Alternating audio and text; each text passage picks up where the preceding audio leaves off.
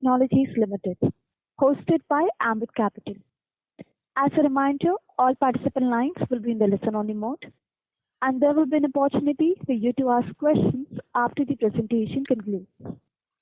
Should you need assistance during this conference call, please signal an operator by pressing star then zero on your touchtone phone. Please note that this conference is being recorded.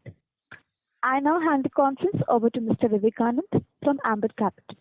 Thank you, and over to you, sir. Thank you, Swapnali. Good morning, everyone.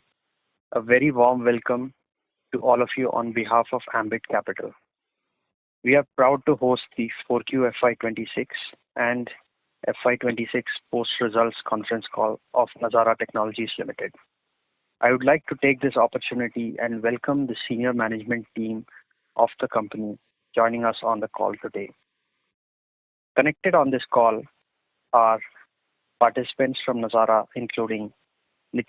Nitish Mittersain, Joint MD and CEO, Nazara Technologies Limited; Mr. Rohit Sharma, Executive Director; Mr. Rakesh Shah, CFO; Ms. Anupriya Sinha Das, Head of Corporate Development, Nazara Technologies;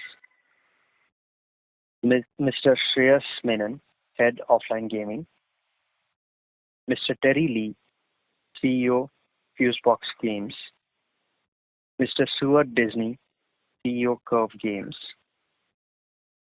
Mr. Raymond Stoffer, CEO and Founder, Blue Tile Games; Mr. Manish Gaurav, Head of Business, Kidopia; Mr. Jeff Amis, Co-founder and CEO, WildWorks; Mr. Mayank Kumar, Director Operations, Absolute Sports Private Limited; Mr. Akshat Rakhi, Founder, Nodwin Gaming Private Limited; Mr. Senthil Govindan, CEO, DataWorks Business Solutions Private Limited; and Mr. Chris Jones, CEO, Space and Time.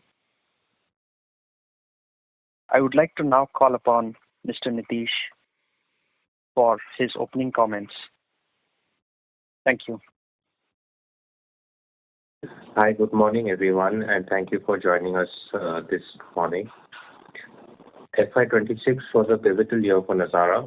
Revenue reached INR 1829 crores and EBITDA grew 66% to INR 255 crores, our highest ever, with Q4 EBITDA margins reaching 19.5%, almost doubling on a year-on-year basis. Importantly, cash generation also strengthened, growing 81% year-on-year to INR 213 crores. More importantly, the shape of Nazara has fundamentally changed in FY26. Gaming contribution to EBITDA increased from 56% in FY25 to 90% in FY26, as we sharpened our focus on building a high-margin, globally diversified gaming platform across mobile, PC, and console and offline gaming. FY26 also included our largest acquisition to date of Blue Tile and Bestplay, which significantly expands the casual gaming scale while adding AI-native development capabilities and a rewarded engagement network to our platform. At the same time, our existing gaming businesses and IPs continue to strengthen. Kidopia has returned to subscriber growth. We saw growth in Q3 and now again in Q4. And Animal Jam has expanded its margins. Fusebox has scaled its narrative engines across multiple IPs, such as Big Brother, Big Boss, Traitors, and our PC and console game Human Fall Flat crossed 58 million lifetime units globally. The operating system behind all of this is a Center of Excellence playbook, which we have actively strengthened over the last 12 to 18 months across user acquisition, data analytics, artificial intelligence, growth, and product. Every gaming IP we own and increasingly every IP we acquire plugs into the same system. Going into FY27, Nazara is at a materially different scale than it was 12 months ago. The quality and earnings capacity of the platform have also expanded significantly, and we will continue to accelerate growth both in revenues and EBITDA in FY27. I do believe our operating leverage is real and it is now starting to compound. With that, I will hand over to Anupriya to discuss segmental performance before we enter a Q&A session. Thank you very much, and over to you, Anupriya. Thank you, Nitish. Good morning, everyone. At the consolidated level, as Nitish mentioned, Nazara delivered FY26 revenue of 1,829 crores, up 13% year-on-year, and EBITDA of 255 crores, up 66% year-on-year, with our EBITDA margin expanding to 13.9%.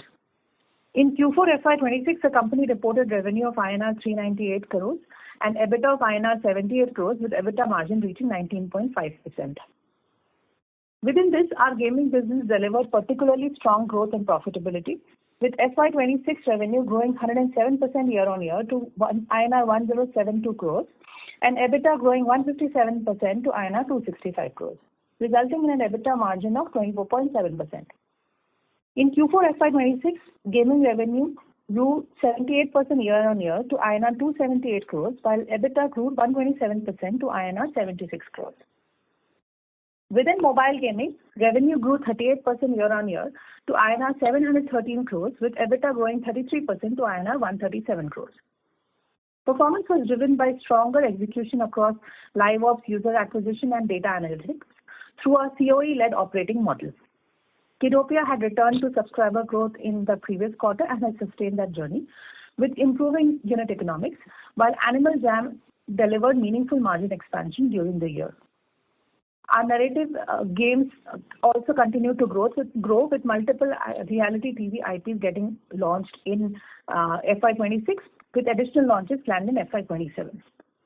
During the quarter, we also completed the acquisition of Blue Tile and Bestplay, which has significantly expanded our casual gaming scale and AI native capabilities. This business will be consolidated from FY27 onwards, pending some regulatory approval. PC and console publishing business continued to deliver strong profitability, with FY26 revenue of INR 261 crores and EBITDA of INR 101 crores at 39% EBITDA margin. Human Fall Flat crossed 58 million lifetime units globally, while our broader publishing portfolio continued to demonstrate durable monetization and growing platform reach. Our offline gaming businesses with Smash and Funky Monkey also delivered profitability during FY26, with revenues of INR 99 crores and EBITDA of INR 27 crores. We continue expanding the Funky Monkey footprint during the year and progressing towards the launch of the reimagined Smash 2.0 format. Within our other businesses, AdTech delivered strong growth and profitability, with both revenue and EBITDA growing 32% year-on-year. Sportskeeda remained profitable despite a softer traffic environment following Google Core updates, supported by continued cost discipline and improving performance across newer properties. Nodwin, our associate company, also delivered a significant EBITDA turnaround during FY26, moving from a loss of INR 14 crores in FY25 to a profit of INR 21 crores in FY26, while continuing to scale its youth media and live events platform globally. With this, I conclude my remarks and will now open the call for Q&A. Thank you very much. We will now begin with the question and answer session. Anyone who wishes to ask a question may press star and 1 on the touchtone telephone.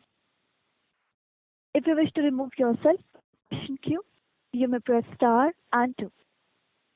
Participants, you are requested to use handsets while asking a question. Ladies and gentlemen, we will wait for a moment while the question queue assembles.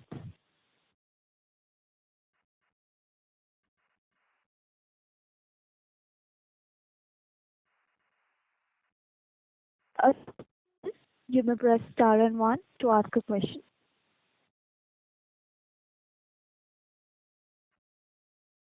We have the first question from the line of Jinesh Joshi from PL Capital.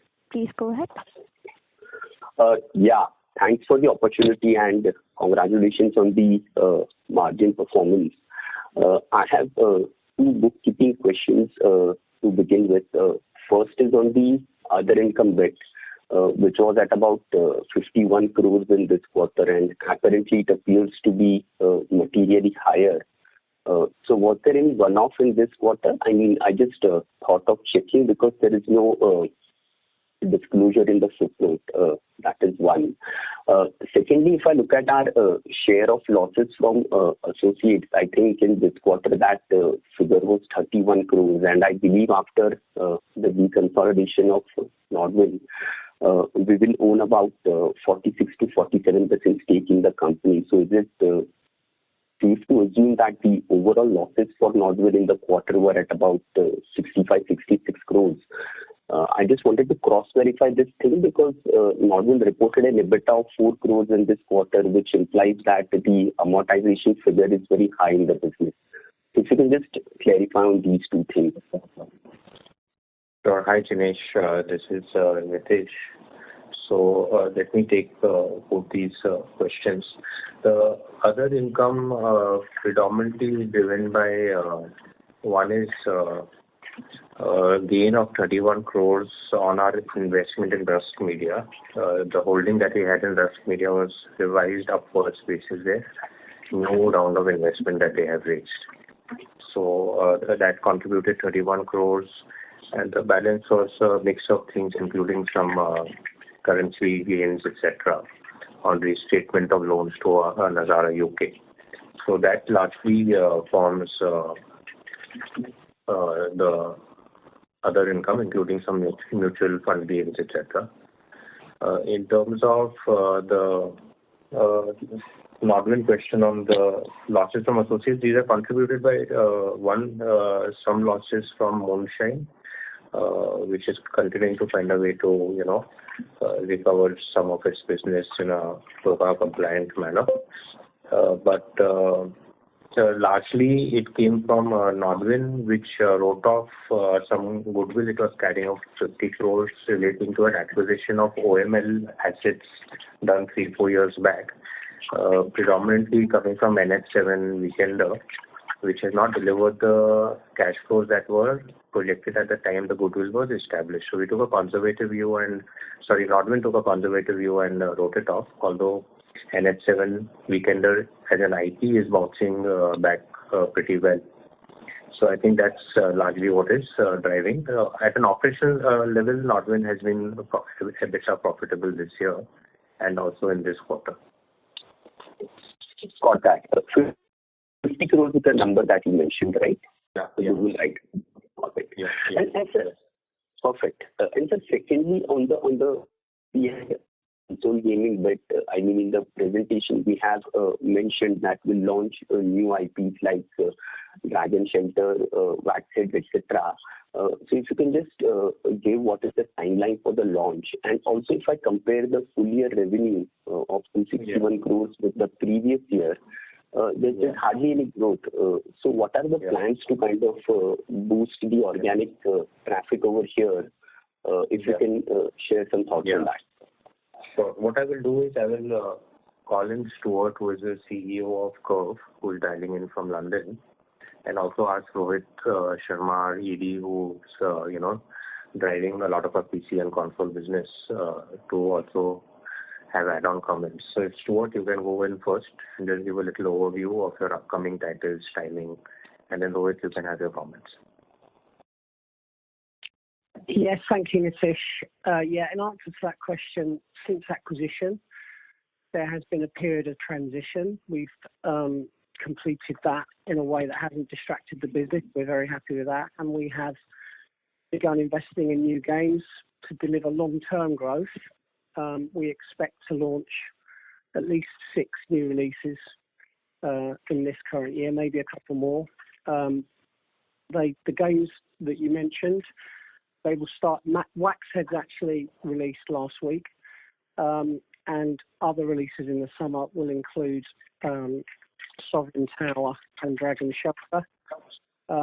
We believe that the release of these games will bring long-term growth for the company, and we will continue to look at retaining a high margin from our low-cost base where we can, whilst increasing our development spend to build that pipeline.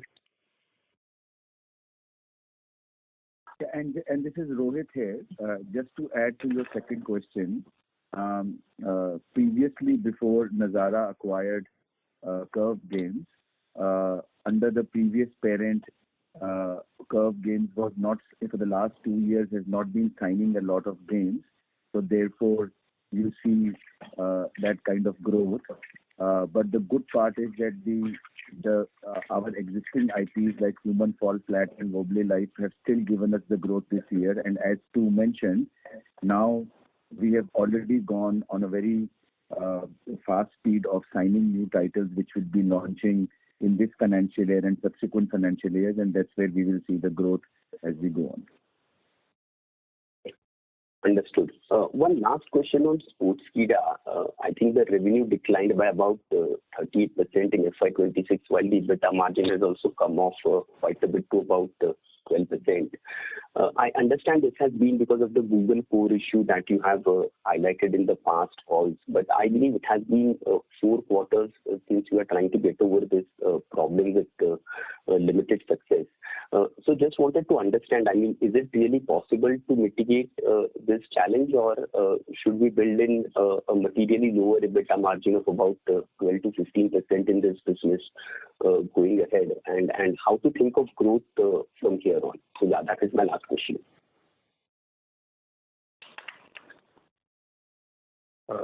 Dinesh, unfortunately, I couldn't hear it clearly. Can you quickly repeat it? So the problem in Sportskeeda, I think the revenue decline and the margin problem that we have been seeing. Yeah, so on that. Sure. No, I think we've yet not seen the kind of recovery we want to see over there. We continue to do many things to try and achieve that. Although some of our existing other IPs outside of Sportskeeda, like Pro Football Network and Prime Timer, are showing very good positive signs and good numbers. So I think at this point of time, we've continued to optimize costs. We continue to do that. We actually expect margins to increase in FY27 on potentially a smaller base. But I can also have Mayank come in here. Mayank is leading Sportskeeda and share his comments. Hi. Like Nitish said, the focus on this year was more to drive or retain the EBITDA than growing revenue or recovering the revenue loss that we had seen in the last year. And that focus will continue going into the next year as well, as we plan to mitigate our expenses and then also accordingly increase our EBITDA in the next year. Okay, sir. Thank you. Thank you so much, and all the best.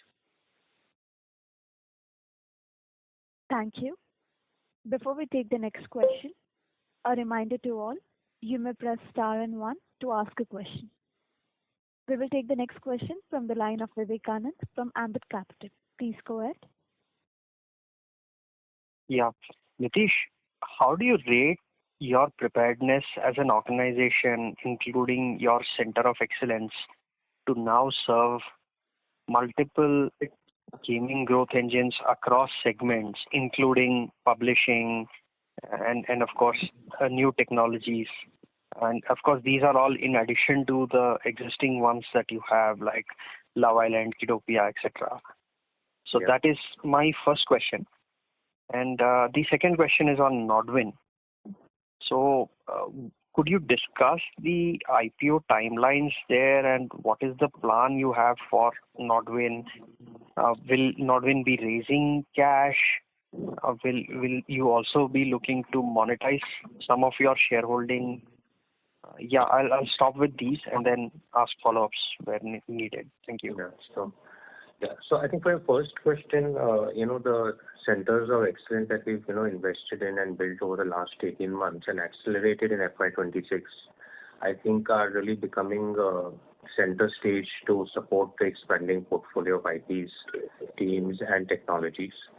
Most of these centers of excellence are led by very senior people with a lot of in-depth experience at scale, I would say. So I think we are feeling very confident that we've put in these efforts over the last 12 to 18 months, and they will actually start showing real results in FY27. I would say Kidopia is one good example of, being benefited from these initiatives, which we've seen in Q3 and Q4. but this will play out more actively across the portfolio in FY27. AI, of course, is a very big theme for us, not a narrative, but a very important aspect of what we are doing today. And across the studios that we operate, across the different functions of gaming, whether it's the development process, how we do user acquisition, how we analyze data, how we engage with the user, right? We're seeing a lot of uptake. We're also very excited about Blue Tile's AI capabilities, and maybe I can get Raymond just to interject 2 minutes how Blue Tile is leveraging AI, because some of that we hope to adopt in FY27 in many of our other studios. Raymond, you just want to give a quick update on that? Sure. So in our case, and especially after the ongoing integration, we're able to really scale our operations due to applying AI to each individual department that we have across all the different functions and processes. So from marketing, creative marketing, to marketing operations, product development, technical development, ad monetization, data segmentation. We're starting to apply AI in different capacities, both through LLMs, but also through different complex algorithms, such as reinforcement learning and other types of AI. As Nitish mentioned, a lot of these capabilities are also being developed and leveraged from the Centers of Excellence. So the interaction between them and our specific team has been really fruitful. And we've seen the capacity the team has now with these tools increase exponentially.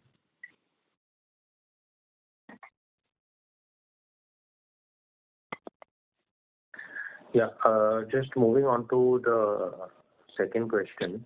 I think from a Nazara perspective, we will look at potentially monetizing non-core businesses for us.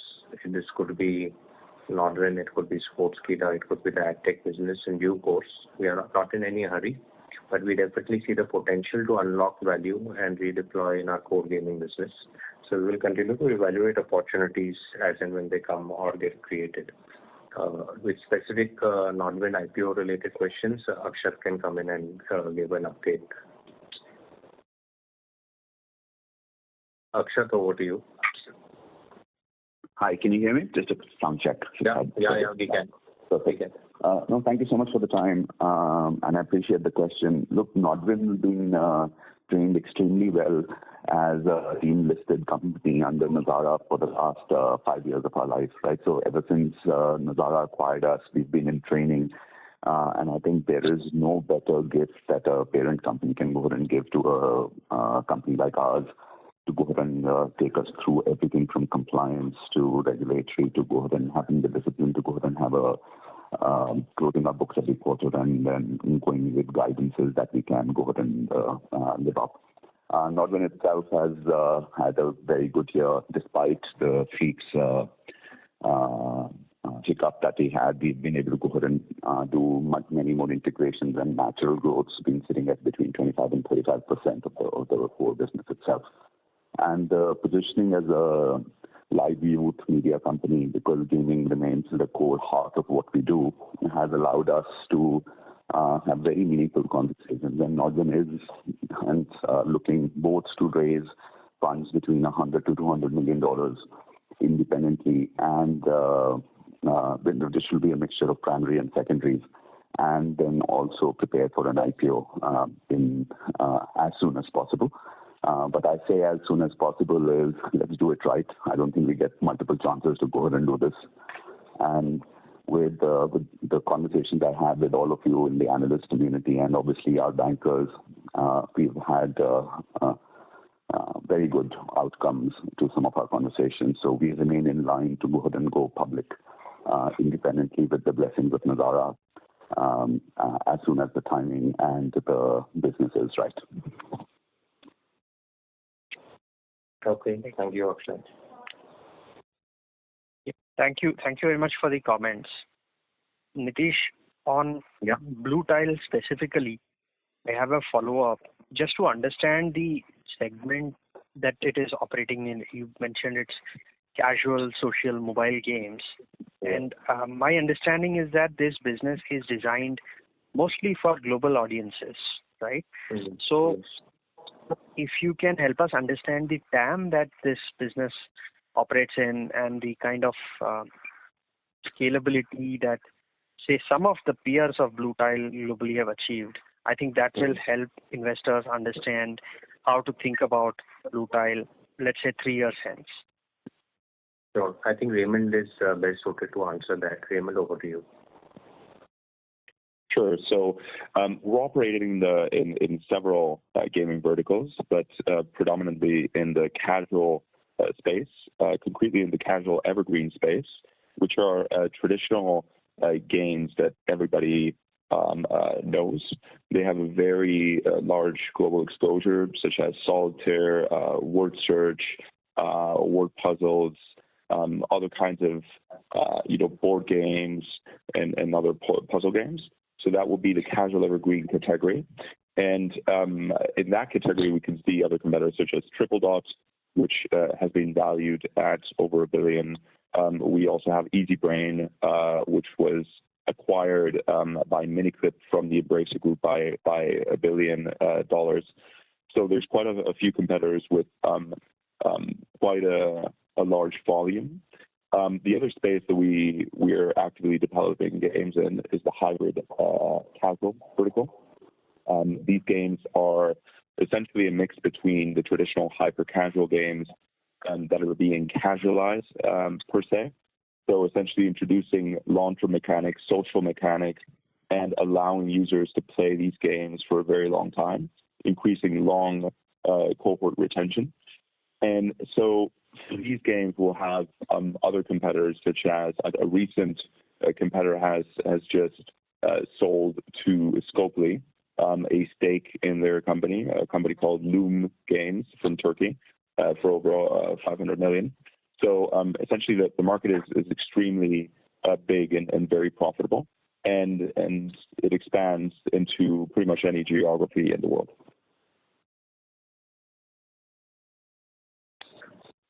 Okay, that's great.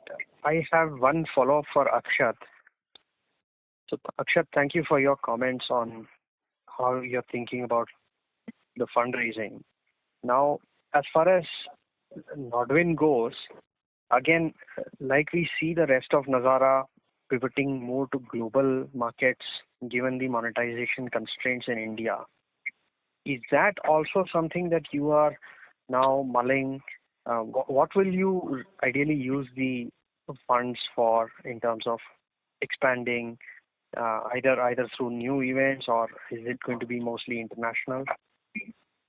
It's a very deep question, and thank you again for this. You literally had asked me the two growth levers of Nodwin. And so Nodwin is complex but very simple. We have two lines of our business. We consider them the live part of the business and the content part of the business. The content part of the business, think of it is very grassroots. It allows people to discover their entertainment passions, young people to go ahead and discover their entertainment passions. And across the world, their entertainment passions are multitude. They can be games, they can be music, they can be pop culture, cosplay, they can be space festivals. It's okay, and we don't judge. It can be reality television that we do with Rusk, with Playground, with our IPs. So that's fine. That's how all our influencer lineups, right? That's the content play. In the age of AI, we believe this will go out and increase both in volume and value in this would be organic growth of between 5 and 10%, because monetization still will catch up over a long time. But this is the discovery engine for Nodwin. It's profitable and will subsume both live and IPs. On the other side, we have the live business. The live business is the manifestation of super fandom for the things that people love. So if you love an influencer, this is where you come and meet the influencer at a YouTube fan fest or a Comic-Con kind of an event. This is the place where you go ahead and come for a music festival. This is the place where you come for a esports tournament, where you go ahead and meet the biggest players in the world and in the country to go ahead and do this. And we believe both of them juxtapose against each other. One does the discovery and the other goes and gives you the super fandom. And super fandom obviously is much more profitable as such. And again, subsumes both white label and IPs. And the second part of the question is the growth path. Nodwin runs on 3 vectors. Nodwin's core vector, the first vector that Nodwin was doing an expansion, is something called the Global South. It's a geographical play where we believe we are the youth media company for the world. And for the world, we want to be focusing on the Global South. The Global South being everything from Philippines to Mexico, the line of which is the Tropic of Capricorn, and all those countries that are really large in size and material would be part of the play where we want to be. And I think now we are nearly there in completing the global belt around the South. We have empty places right now in Southeast Asia and in Latin America. Those are the ones we keep on exploring on. And the question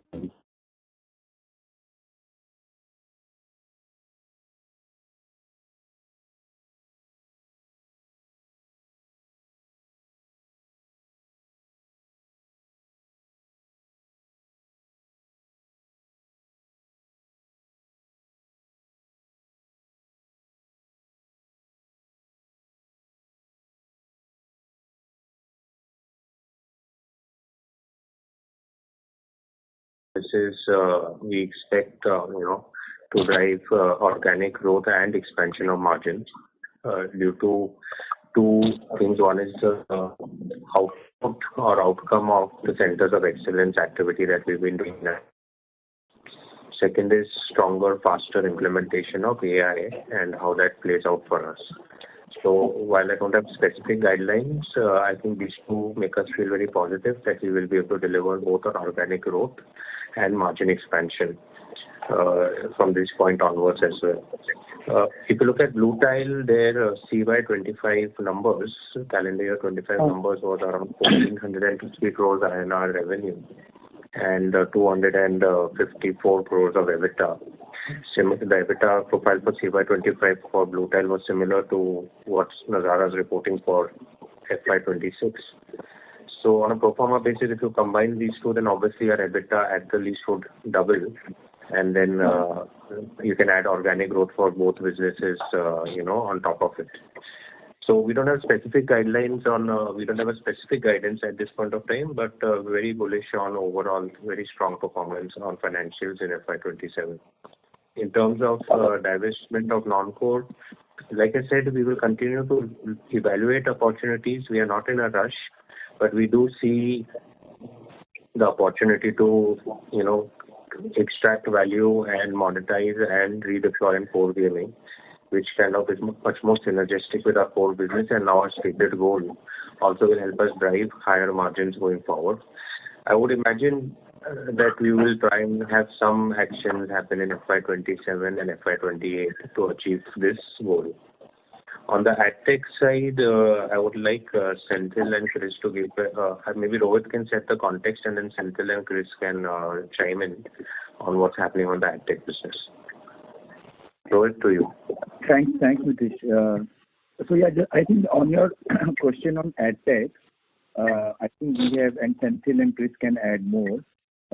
We have consciously, and that's why there's a bit of a decline. We have consciously taken a call to focus on our tech-driven DSP business, which is visible, where we see more growth coming, and some of the traditional AdTech businesses, which are anyways declining globally, we have kind of reducing our focus from there, which were earlier contributing to some numbers for us.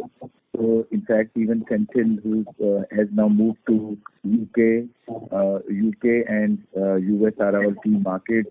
Tech product for AdTech is our key focus area, and I think that is why, because of the shift of focus and not going behind scalable revenues, is where you have seen some bit of a decline. But Senthil, over to you if you want to add on to this.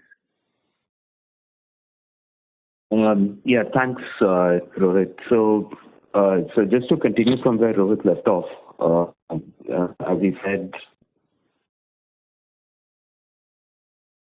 Sorry, as we said that. Sorry, can everyone hear me? Yes, sir, you're audible. Yeah. Okay, all right, just making sure. So, so as Rohit was saying, we're focusing a lot more on a product-driven part of the business. We had relaunched our DSP Visible about 2.5 years ago, and we're seeing really high growth in that area. So what we're doing is reinvesting in that, both from a sales and marketing standpoint. As Rohit mentioned, I myself have moved to the UK so that I can more closely oversee our growth in Europe and the US. We're also rolling out additional products, which are, again, through the acquisition that DataWorks in turn had made of Space and Time in the UK. There are requirements that their clients have, that they have for their client set, which we are now leveraging our product unit based out of Bangalore in order to build additional technology for their clients. And through that, the expectation is that we'll also be able to expand these products to the broader market, right? So all told, there is a temporary decline, but what we are seeing is that the pivot to high margin-led, product-led growth business is clearly underway, and that shows a lot of positive signs for FY27. Chris, do you just want to add to that on Space and Time, since it contributes a large amount to the revenues of AgTech?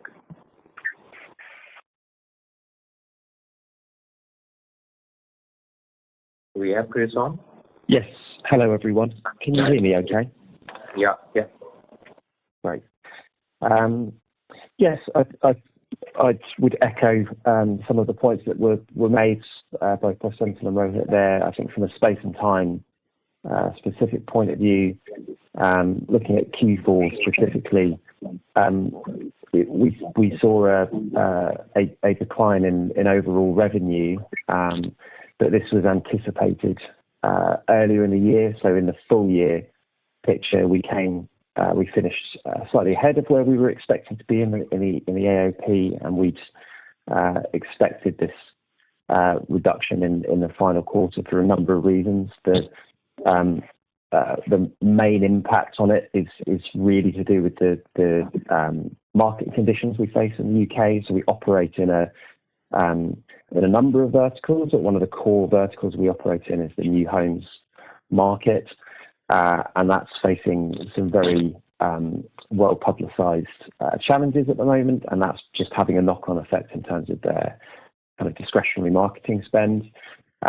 Fortunately, the business has a strategy to diversify our income into more product-led and tech-driven services, which is meaning that impact isn't felt to the same degree at gross margin, and in fact, obviously in the full year position, we outperformed EBITDA quite significantly. So our view on that variance is one of we're not overly concerned because the business is well positioned to capitalise on the changes that are going on in the market, and also the fact that the nature of what we do is becoming more focused on capturing gross margin and sort of profit from the revenue as opposed to the revenue itself. So it's kind of following the actual trend that's in the industry at the moment as ownership of platform advertising platforms moves in-house. So we're not overly worried by the trend, and actually the full year position for the agency was very, very positive, and we're optimistic and bullish about the following FY27 as well. Okay. Thank you, Chris. Thank you, sir. Just to follow up that, so you think that this 4Q decline is temporary in nature, right? It will bounce back to the normalized levels going on. What do you want to respond? Yeah, I think as both Chris and Senthil have mentioned that in case of Space and Time, there is a seasonality that is happening, and the market is facing a bit of a challenge. But I think again, Space and Time has built very strong tech and data and AI capability, which is mitigating that for them. And similarly, on DataWorks side, as Senthil mentioned, we are shifting our complete focus to product-driven, tech-driven businesses, especially in the Western markets. So to answer your question, yes, I think as we go on, we'll be able to see growth. Okay. Thank you. Thank you for the answers. Can you get to the next question, please? Thank you. Before we take the next question, a reminder to all, you may press star and 1 to ask a question. We will take the next question from the line of Vivekanand from Ambit Capital. Please go ahead. Hey, Nitish. On the portfolio that you have, appreciate the job you've done in simplifying it and focusing the company on gaming while identifying appropriate non-core businesses and divestment plans. Just to double-click a bit more on this, we have seen that under the leadership of the founder of Nodwin, Akshat's leadership, and of course, looking at Nazara's own support that would have gone in scaling up the business, we've seen this business scale up to maybe $70 million in revenue. Quite sizable, right? So when I look at Nazara today, it seems like the portfolio has many assets, individually small, collectively meaningful. That's how I look at it. So just to understand better the success that you had with Nodwin in terms of scalability and now profitability as well, how should one think about your overall portfolio? Let's say if one is taking a 3 to 5 year view today, what could be the one thing or two things that can be very big in size and also can gather investor interest in their own life, just like Nodwin? So, no, I get your question. I think our focus, one, has always been to build, growing businesses or grow businesses profitably. And while Nodwin is one example that you spoke of, if you see our history over the last few years as we have invested in acquired companies, Kidopia was acquired, with a 15 crore revenue run rate, and 2-3 years we took it to 200 crores plus. When we acquired Sportskeeda, it was a 15 crores revenue company which delivered 80 crores of EBITDA last year before taking a hit in FY25, before taking a hit in FY26. So I think our focus has always been that how do we acquire businesses where we can add value or grow the business after acquiring it. Another example is Fusebox Games in the UK, which has the story-based, games on popular TV shows. And they were doing very successfully one game, Love Island. After acquisition, we worked closely with the team to expand that to now 4 titles, and we will look at scaling it. The second thought has always been is to have a diversified, profitable, cash flow generating business, because we've often seen that gaming businesses can get disrupted or become one-hit wonders, whereas our intent always was to, one, build a very resilient business. Second, have multiple IPs that can be leveraged across platforms as these platforms and technologies change. So I think we've very successfully established that.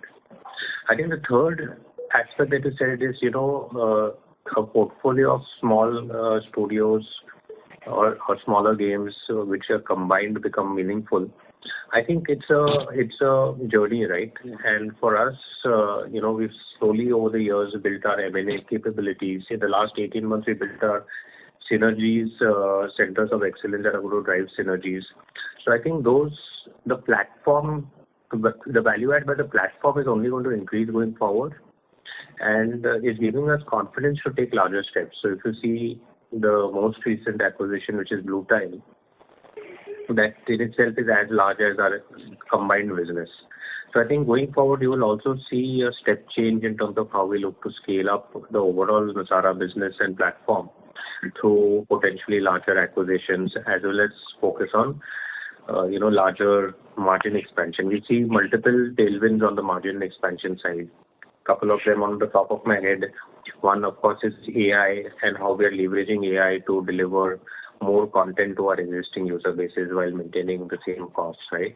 So I think that is definitely a large margin expansion. The second is today the platforms like Google, etc., take 30% of the subscription or IAP fees, but over a period of time that is also coming down, and I think that will help lead a margin expansion.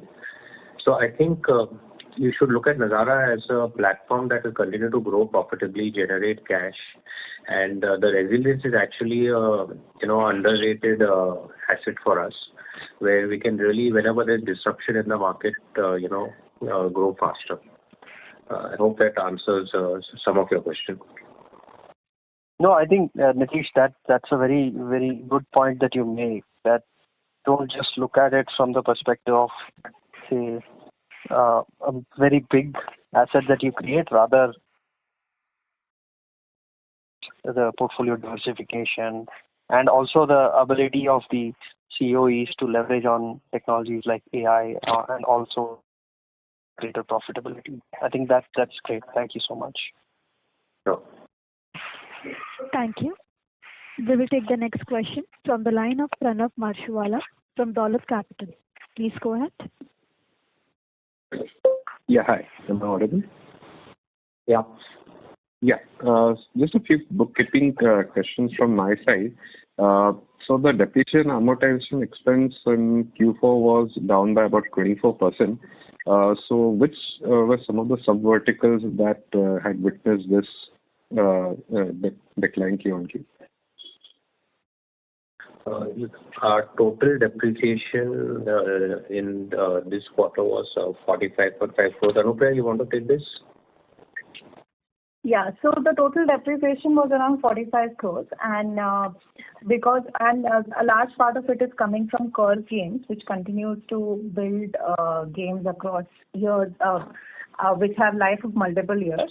And the deconsolidation of Nodwin has also led to the sequential decline in the overall depreciation number that we report, because the depreciation from the Nodwin business is not getting consolidated in the books and it's coming below EBITDA. So that is the reason why you're seeing a sequential decline.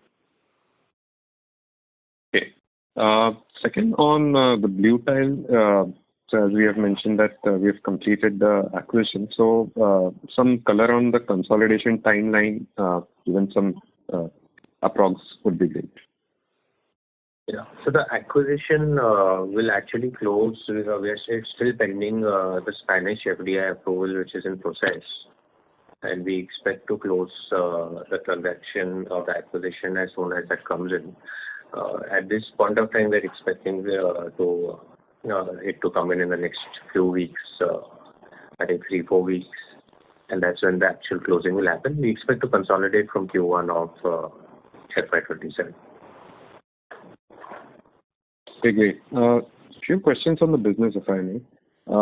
One of in Fusebox in Q3, we had seen almost a 49% Q-on-Q decline due to seasonality, and it bounced back well in Q4.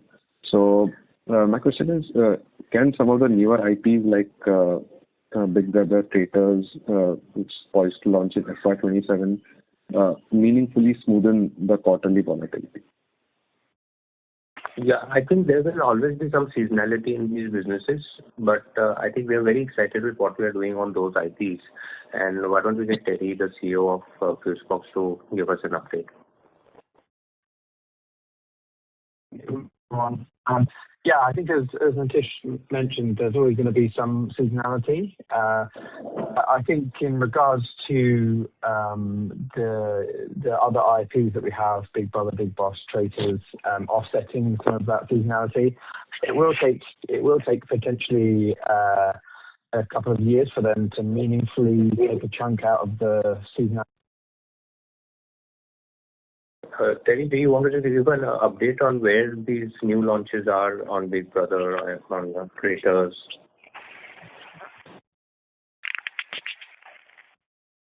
Sir, Mr. is not connected. Anupriya, you want to update? Yeah, sure.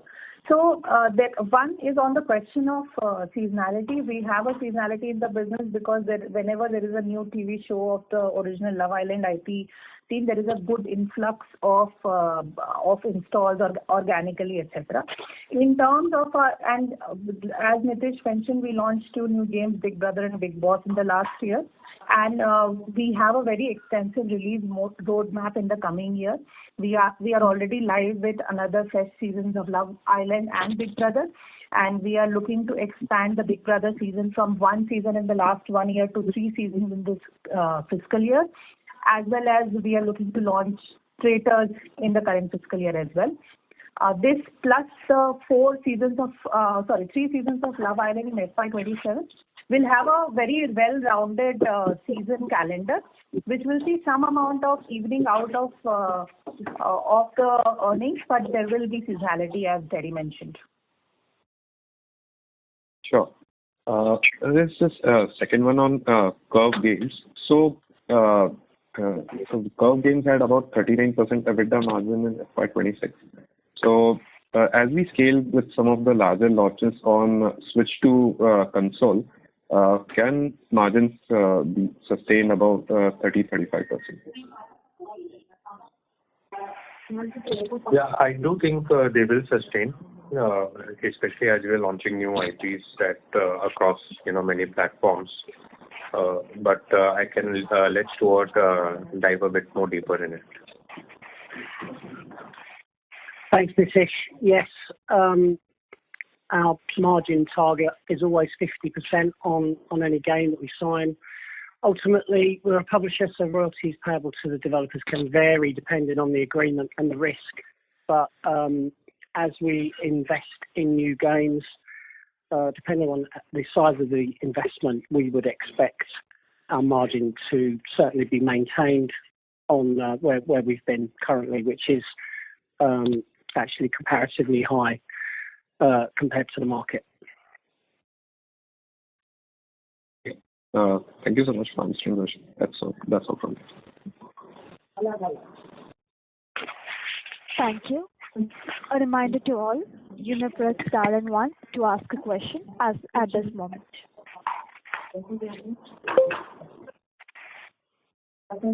As there are no further questions from the participants, I'll now hand the conference back to the management for closing comments. Thank you, and over to you, sir. So, thank you. Maybe what we'll do is we'll just take 2 minutes each on talking a bit about Kiddopia and Animal Jam, because both the CEOs are online and they haven't had a chance to speak. So maybe Manish, if you can give a quick 2 minutes on what's happening on Kiddopia, that will be useful. Yeah, sure. Thanks, Nitish. I hope I'm audible. Yeah. So we definitely see recovery in Kiddopia, and we feel very confident about it being sustainable. And it's driven by largely 3-4 growth levers. One is, the Center of Excellence has made our org much stronger and cleaner, and that is giving us the growth that we needed in this particular business. The second is the IP strategy. We integrated 4 IPs in the last 12 months, and that has seen a significant improvement in the overall funnel, and that's really helped. There has been a lot of focus in improving our, data visibility across the org, and that has made our decision making and the overall, we are much more informed and faster in decision making, and that has really helped. And lastly, the paid efficiency has also improved, which has helped to improve the unit economics in the business. So all put together, we feel very confident about this business. In the coming financial year, we expect to launch few more apps as well in the adjacent category, which will continue to drive growth in this business, as well as more IP integrations, free traffic growth, and CRM will help us to monetize our traffic better. So those are some of the things that will drive growth this year in the coming years. Okay, thank you, Manish. And Jeff, over to you. A quick update on Animal Jam and the new game you're launching. Yep. Thanks, Nitish. So this FY27 is an exciting year for us. In this upcoming quarter, we've got our first IP integration with Mattel into Animal Jam through their Monster High property, and it was successful in April. And we look for quarterly updates that are going on over the next 6 quarters. We've been the beneficiaries at WildWorks with the Centers of Excellence in both data analytics and prepping us for greater ramping of user acquisition to really hit the engine is Animal Jam for the monetization of our players. And Apple has been more than complimentary about the ability of our game to monetize. It's just getting the right users into the game. And with the COEs now helping us do that, we're quite optimistic about our prospects. Expansion of our IP to new platforms is important. And as we're launching Animal Jam into Roblox and a new Roblox native experience of the beloved Animal Jam property there, and have great aspirations for what it can be in FY27. And as Nitish hinted, we are releasing a new game in Q2 of FY27, and that's a hyper-casual game for kids and women here, principally in North America, where we're based, kind of on the lines of Monopoly Go, taking a page out of their playbook and experiencing a nostalgic property that we're bringing to life again that's been dormant for a while. So this is what's ahead for WildWorks and what we're doing with Animal Jam. Now in its 16th year of operation, we take great pride in that and protecting the community that we've built.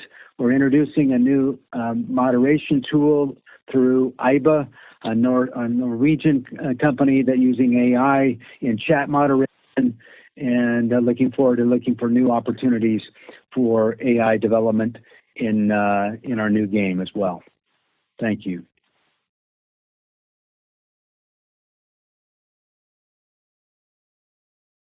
Okay, thank you, Jeff. Thank you everyone for joining us today.